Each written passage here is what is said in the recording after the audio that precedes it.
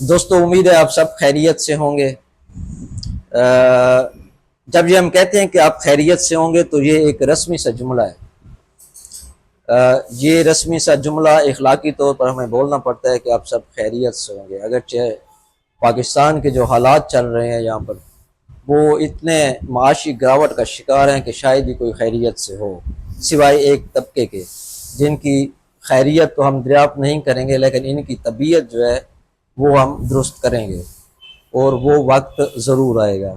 تو آج کا ہمارا موضوع ہے فریڈرک نیچے۔ جرمن زبان میں اس کو نیچے کہتے ہیں، اور ہماری جو اردو میں اس کو ہم نتشے یا نٹشے کے لفظ سے پکارتے ہیں، تو یہاں ہم نتشے، فریڈرک نتشے کا لفظ استعمال کریں گے۔ دوستو یہ 1844 میں جرمن میں پیدا ہوتے ہیں، اور جب یہ پیدا ہوتے ہیں تو چرچ کی گھنٹیاں بجنا شروع ہو جاتی ہیں، اور یہ سمجھا جا رہا ہوتا ہے کہ کوئی ایسا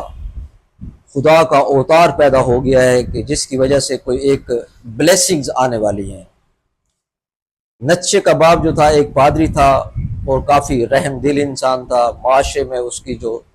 سوشل ایکٹیویٹیز تھیں اس کو کافی قدر کی نگاہ سے دیکھا جاتا تھا۔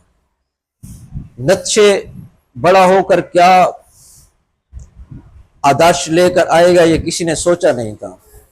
کہ اس کا جو مشہور جملہ ہے کہ God is dead and we have killed it, کہ خدا کو ہم نے مار دیا ہے اور ہمارے ہاتھ جو ہیں اس کے خون سے رنگے ہوئے ہیں۔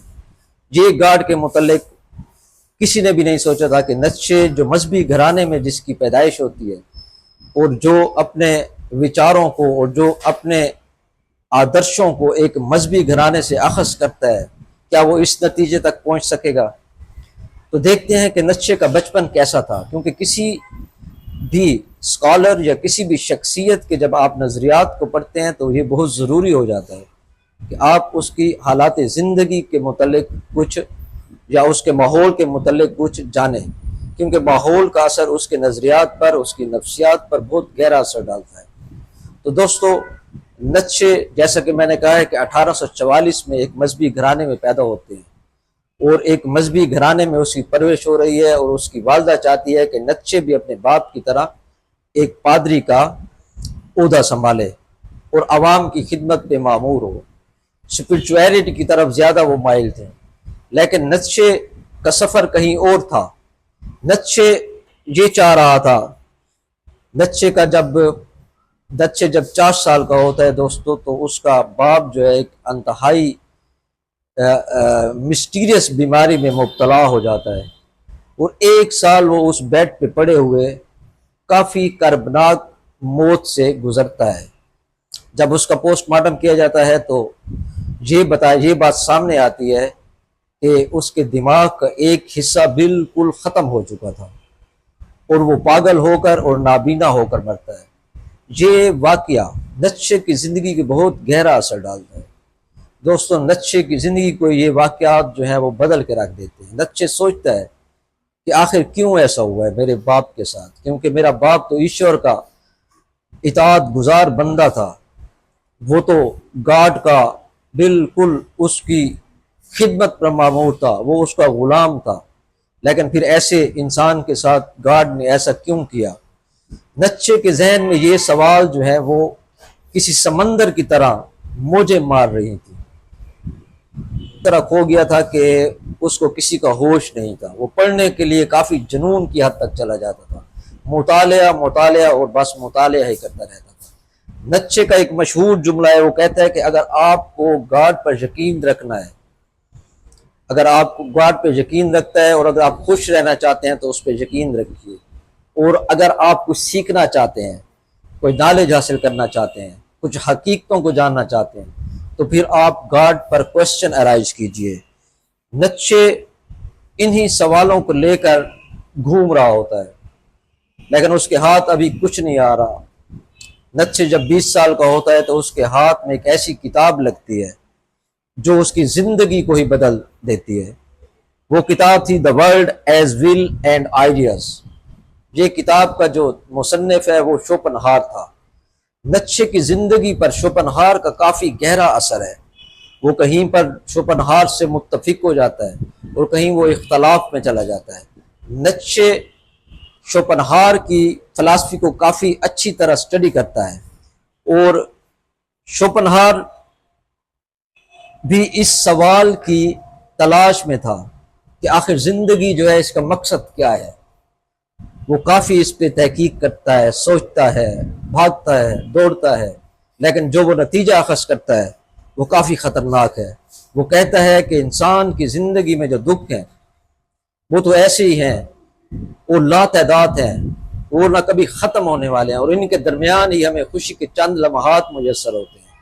اور خوشی کا حصول وہ سمجھتا ہے کہ ناممکنات میں سے ہے۔ تو وہ اس نتیجے پر پہنچتا ہے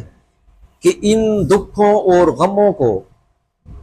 جب اتنے ہماری زندگی میں دکھ اور غم ہیں تو پھر ہم پیدا ہی کیوں ہوئے۔ جیسے ہم کہتے ہیں نا کہ بہت زیادہ یاسیت کا شکار ہو جاتے ہیں، جب بہت زیادہ ہم مایوس ہو جاتے ہیں تو ہماری زبان پر یہی فکرہ آ جاتا ہے کہ پھر ہم پیدا ہی کیوں ہوئے، ہم نے تو پیدا ہونا ہی نہیں تھا، نہ ہم پیدا ہوتے اور نہ ان دکھوں سے ہمارا آمنا سامنا ہوتا۔ نیتشے یہ تو مان رہا تھا کہ زندگی جو ہے وہ دکھوں کا گھر ہے، رنج، الم، دکھ، غم یہ تمام زندگی کا حصہ ہے، لیکن وہ شوپنہار سے تھوڑا سا الگ راستہ اختیار کر لیتے ہیں۔ وہ سوچتا ہے کہ آخر کیا وجہ ہے کہ ہمیں زندگی کا مقصد جو ہے وہ سجائی نہیں دے رہا۔ 23 سال کی عمر میں نیتشے کو، جو جرمنی کا اس وقت قانون ہوتا ہے کہ جیسے ہی کوئی نوجوان جوانی میں آتا ہے تو اس کو فوج میں داخلہ لینا پڑتا ہے اس کی تربیت کے لیے، تو نیتشے بھی فوج میں چلا جاتا ہے۔ فوج میں جانے کے بعد اس میں کچھ ایسی تبدیلیاں آ جاتی ہیں جیسے کہ وہ قوم پرستی کی طرف مائل ہو،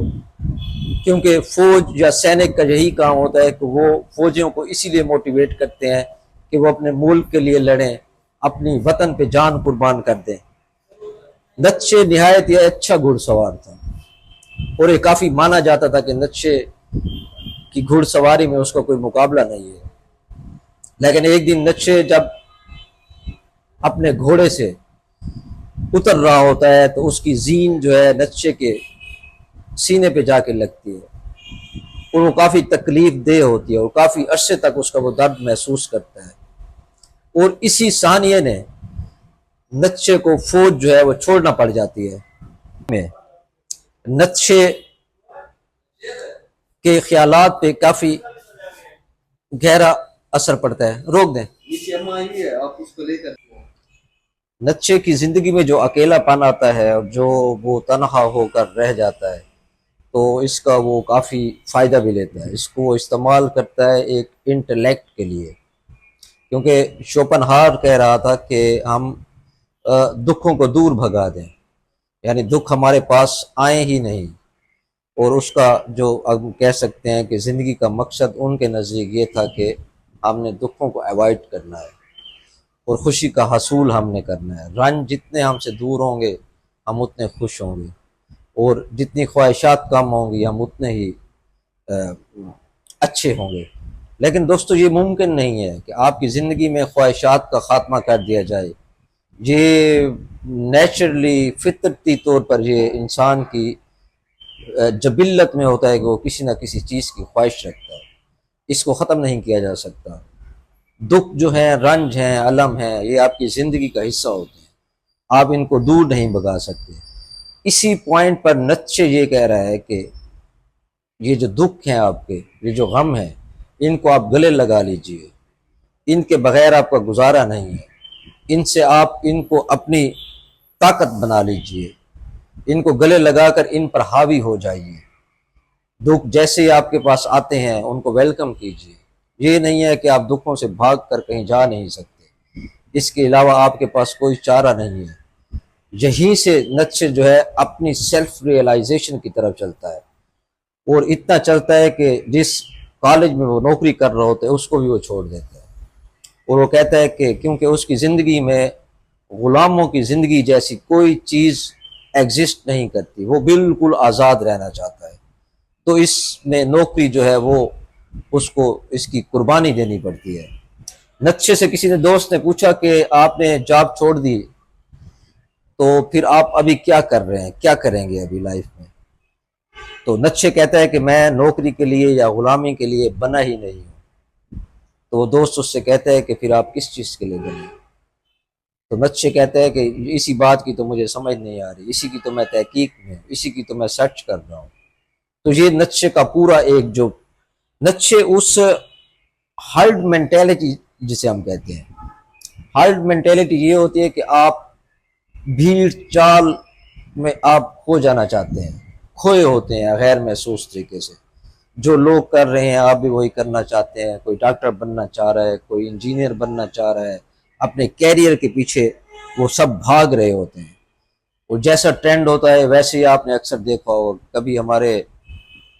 ایم بی اے کا بہت زیادہ ایک کریز تھا، تمام لوگ جو تھے اسی کے پیچھے بھاگ رہے تھے۔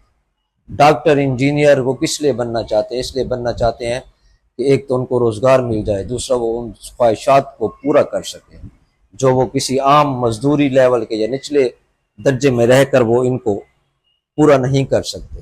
کچھ لوگ یہ سمجھتے ہیں کہ ہم تو بھیڑ سے علیحدہ ہیں اور ہم بھیڑ سے آگے بھاگ رہے ہیں، لیکن دراصل وہ بھی بھیڑ کا ہی حصہ ہوتے ہیں، وہ بھی اسی بھیڑ کا ہی حصہ سمجھے جاتے ہیں۔ تو آگے بھاگ رہے ہیں اور کوئی معلوم نہیں کہاں جا رہے ہیں، ان کی زندگی کا مقصد کیا ہے۔ اور مجھے لگتا ہے کہ بہت سے لوگ اس چیز پر غور بھی نہیں کرتے کہ یہ جو لائف ہے اس کا مقصد کیا ہے۔ کیا ہم اس مقصد کے لیے یہاں پر آئے ہیں کہ بس ہم نے کھانا ہے، پینا ہے، عیش کرنی ہے اور ختم ہو جانا ہے؟ تو یہ زندگی کا مقصد ہرگز نہیں ہو سکتا۔